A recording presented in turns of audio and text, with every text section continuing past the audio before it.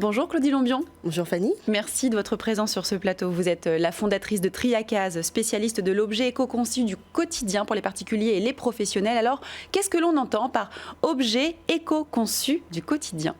Alors, un objet éco-conçu est un objet qui intègre les préoccupations environnementales dans son cycle de vie, c'est-à-dire de sa conception, en passant par la production, par son utilisation et le recyclage.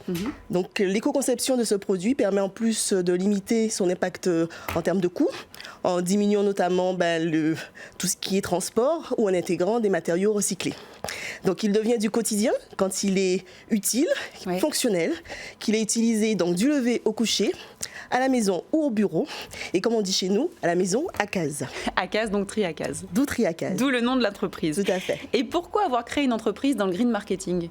Alors, je suis ingénieure de formation, donc spécialiste en développement durable et en marketing territorial.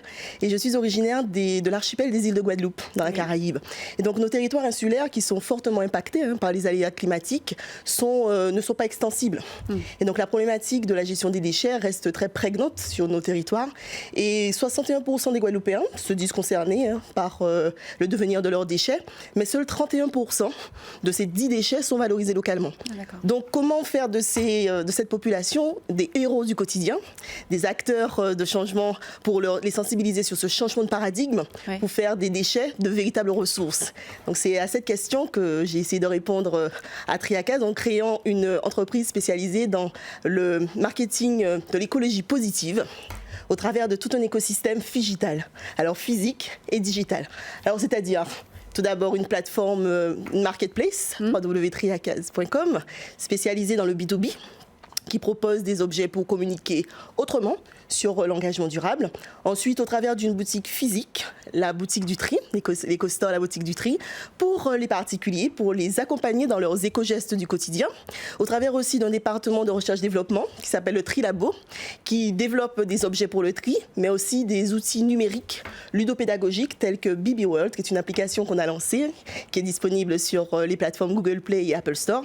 Mais nous accompagnons aussi, au travers de toute une multitude d'actions territoriales sur notre territoire, avec l'éducation nationale, avec les acteurs sportifs tels que la Ligue de roller ou de skateboard, ou encore les acteurs culturels tels que le carnaval, qui bat son plein actuellement sur nos territoires et qui permet de promouvoir et de valoriser l'éco-conception et les savoir-faire ancestraux de nos costumes.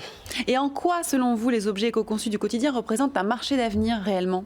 Alors, nos territoires sont extrêmement fragiles, mais ils sont capables et dotés de résilience et d'adaptation. Et donc, plus qu'une mode, la green attitude est vitale sur nos territoires, puisque cela permet de développer de nouveaux modèles économiques qui sont scalables et duplicables, tels que l'upcycling, par exemple, qui permet de valoriser des déchets d'emballage ou de la biomasse, en créant des produits à haute valeur ajoutée.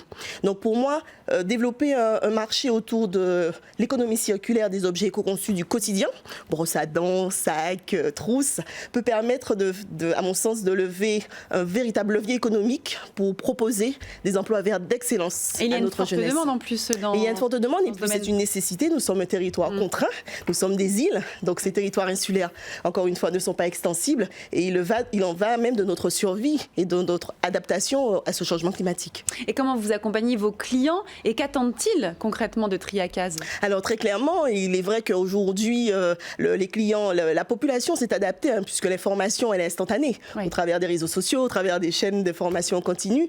Et aujourd'hui, la population aspire en fait à de nouveaux modes de consommation, beaucoup plus sains, beaucoup plus équitables.